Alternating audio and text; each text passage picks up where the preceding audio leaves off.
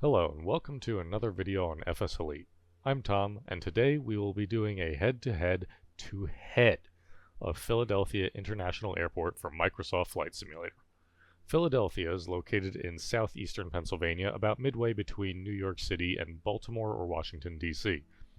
The airport served as a hub for U.S. Air years ago and remains so for the airline's transition to U.S. Airways and eventual merger with American Airlines. The airport is currently a focus city for Frontier and Spirit Airlines to various destinations throughout the U.S. and Caribbean. Philadelphia International is special to me, as I've visited the airport many times. I've flown in and out of the airport several times and have taken a number of trips over the years to PlaneSpot there. Historically, Philadelphia has seen relatively limited coverage in flight simulators, mostly dominated by freeware. On the Microsoft side, a freeware scenery by Sun Skyjet has been available since FlightSim 2004, and has since seen a few updates and community tweaks to make it available in FSX and Prepared. The Sun Skyjet version also served as a base for some freeware community ports into X-Plane. In May of 2023, the developer StarSim has released a payware version of Philadelphia for X-Plane 11 and 12. In today's video, we will be focusing purely on the three recent payware offerings of Philadelphia International from Microsoft Flight Simulator. The developers include MK Studios, Dominic Design Team, and FlightSim Studio AG.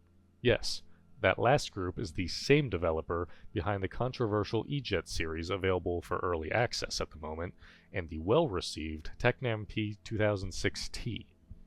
Their team has a history of creating sceneries as well, with some being featured in some of the MSFS World updates. MK Studios is the oldest name of the bunch, having primarily been focusing on airports for Prepared V4 and V5 before MSFS came on the scene.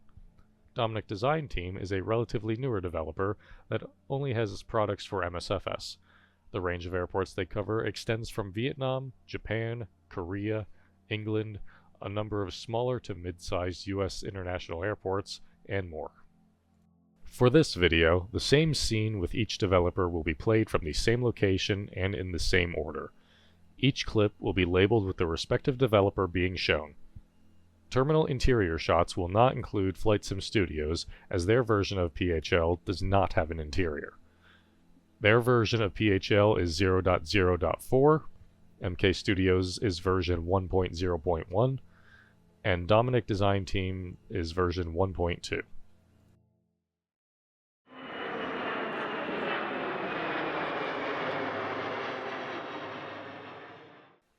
Starting with the A terminal, we can see that all products look representative of PHL, but there are key differences in the developer's choices. The first thing I noticed was the levels of dirt seen across the airport. The MK Studios and FlightSim Studios are quite filthy, while Dominic Design Team is much cleaner, almost too clean. Conversely, Dominic Design Team has much filthier ground texturing compared to FlightSim Studios. MK Studios is just gritty all around, which is accurate, and also the name of the Philadelphia Flyers mascot.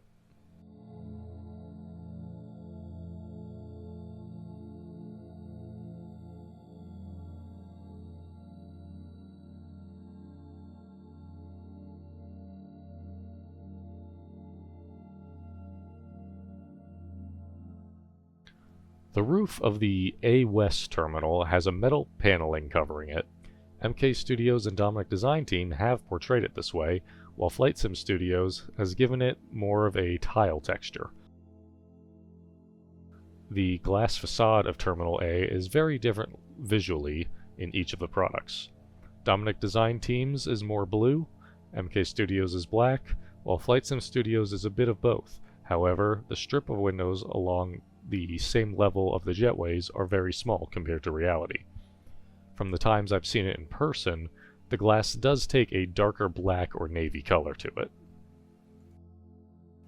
The A East terminal shows some rather stark differences. The Dominic Design Team version appears to be much taller than the other two. This can really be seen comparing the jetway positions to the window. There is much more of a gap on their version compared to the other two, and that shorter appearance is more accurate. The MK Studios and FlightSim Studios versions, however, do lack the Welcome to Philadelphia signage at these gates that Dominic Design Team does have. None of them included the "Attention Flight Crews" signage.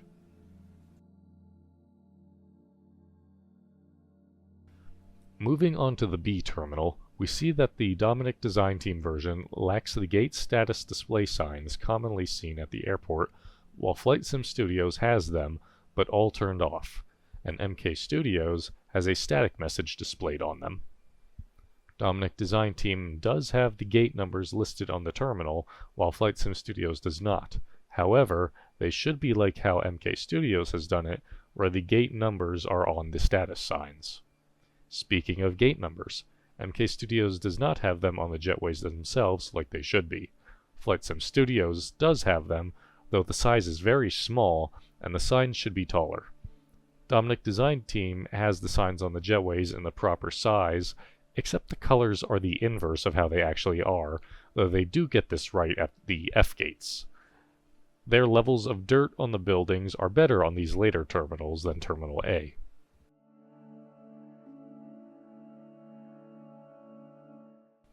At the C gates, Dominic Design Team does have the gate status displays, but still has improperly positioned gate labels on the terminal. The terminal seems to be a bit tall for both FlightSim Studios and Dominic Design Team, however the former isn't tall enough for their static bus objects to fit under the terminal on the shuttle bus route.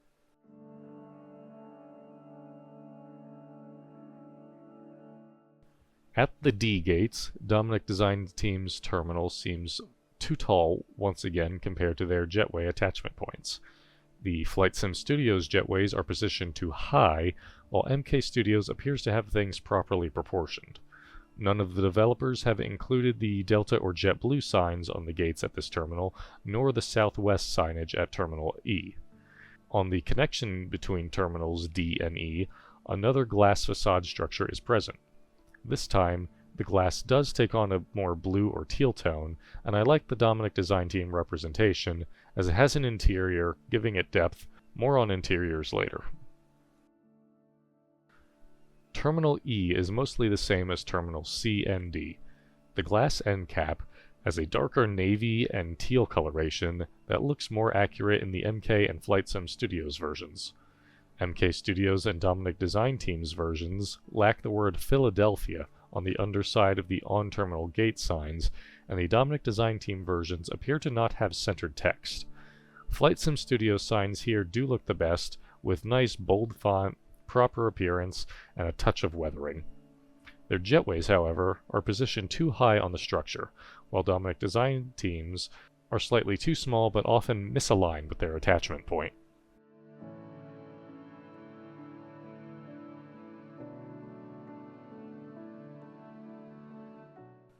Finally reaching the F gates, all versions look mostly representative of the terminal. The overhead lights on the FlightSim Studios version are a bit on the shorter side, and the jetways are mounted a bit high. I'm not a big fan of the implementation of the parallax glass here on the MK Studios version, as the terminal is relatively open inside in reality, and it makes it seem more like small hallways.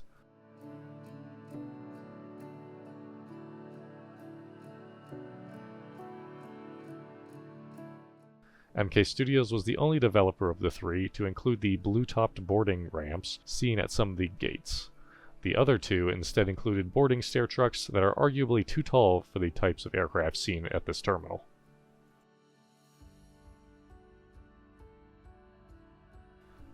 Going inside the terminals, only MK Studios and Dominic Design Team have chosen to model the interiors. Both developers have a mix of fully detailed interiors and what I'm going to call fake interiors. These fake interiors aren't making use of parallax techniques, but are instead just a small mini interior that give the area some depth but aren't fully accurate. The videos being shown are from terminals C and D, as both developers did have interiors for these terminals. MK Studios' version, I have to say, is the clear winner.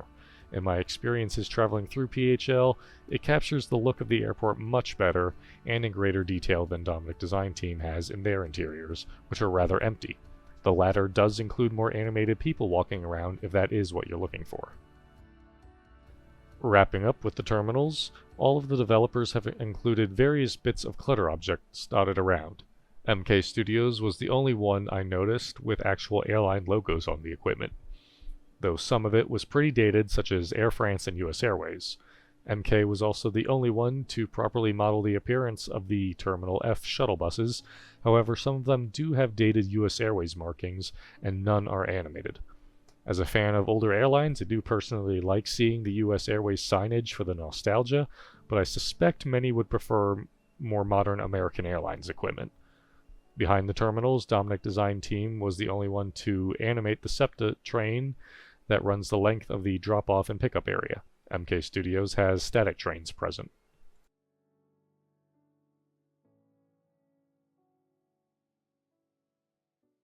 Moving to the rest of the airport, ground texturing and markings overall were most accurate with MK Studios versions, with FlightSim Studios coming in second but lacking parking labels at the gates.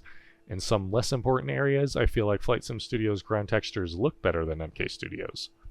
Dominic Design Team's versions did have areas that seemed to lack some detail, and many of the gate parking markings indicate support for 777s or 747s, which is simply not the case.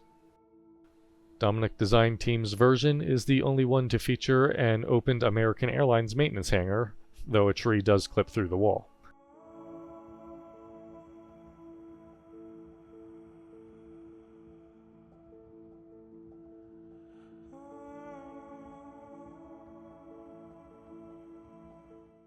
FlightSim Studios is the only of the three to not include de-icing vehicles on the de-icing stands.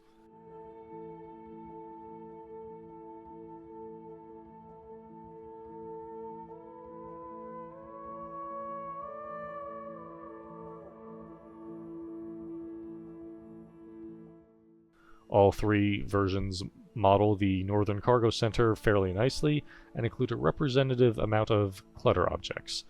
Some markings are missing in the case of Dominic Design Team.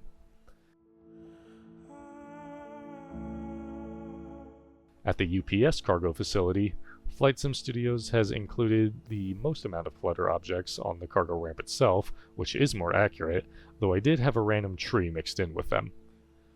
Dominic Design Team includes less objects, and MK Studios seems to have even fewer. All include a huge storage area full of cargo containers just to the west, near the fire training facility, which is pretty accurately modeled in all of them.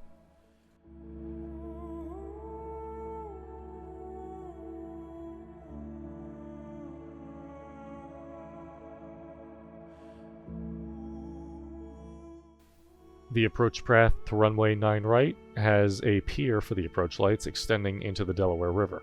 This pier is left unmodeled in the FlightSim Studios version. Dominic Design Team's is a bit better, having a modeled pier, however the approach lights don't exactly line up with it, and some continue out into the water. MK Studios does properly model the pier.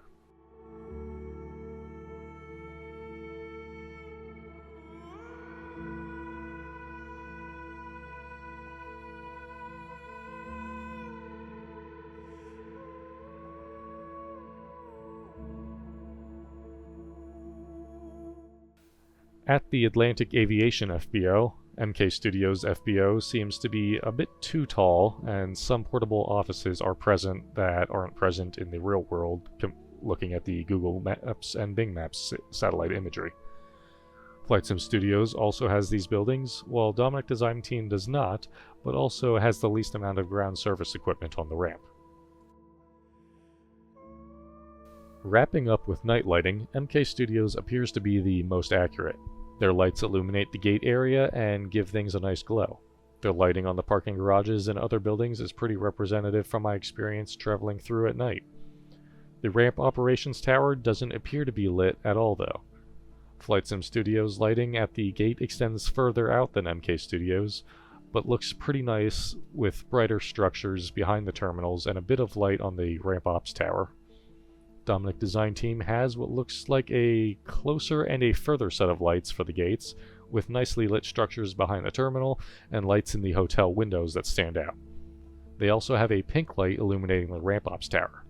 I haven't been able to find a reference image with this light, only of the light at the top rear of the tower that can change color. All in all, the sparse coverage of PHL seems to have come to an end with Microsoft Flight Sim. 3 developers have each given their representation with their own sets of pros and cons. In this case, I'd have to give MK Studios the crown for the most accurate version of the 3, considering all aspects. Second place will certainly be a divider between people, as the FlightSim Studios version doesn't have interior modeling while Dominic Design Team does. Some users' preference of store and price may also be a factor. FlightSim Studios version is only available on the marketplace, while MK Studios is available there, on Orbix, Contrail, and SimMarket. Dominic Design's Teams is available on SimMarket, the Marketplace, and AnyBuild store. While all of these stores can have different prices and sales, I'll state the marketplace price for commonality. MK Studios PHL is available for $19.99 USD, Dominic Design Teams is $18.99, and FlightSim Studios is $14.99. There is also a 4th Philadelphia available that was not covered in this video by Red Wing. This version wasn't included because it depicts the airport as it was in 1935. So it is a far cry from the modern airport we know today. I hope you all have enjoyed this video. Please let us know down in the comments what your thoughts are on the different aspects of each of these 3 airports. Did you already purchase one and are making a switch, or are you happy with your decision? Are there differences enough for you to repurchase the airport if you do want to switch? What airport head-to-heads would you like to see next? Would you prefer to have my commentary, or have me shut my trap and let the video speak for itself? We all appreciate your feedback, and we'll catch you in the next one.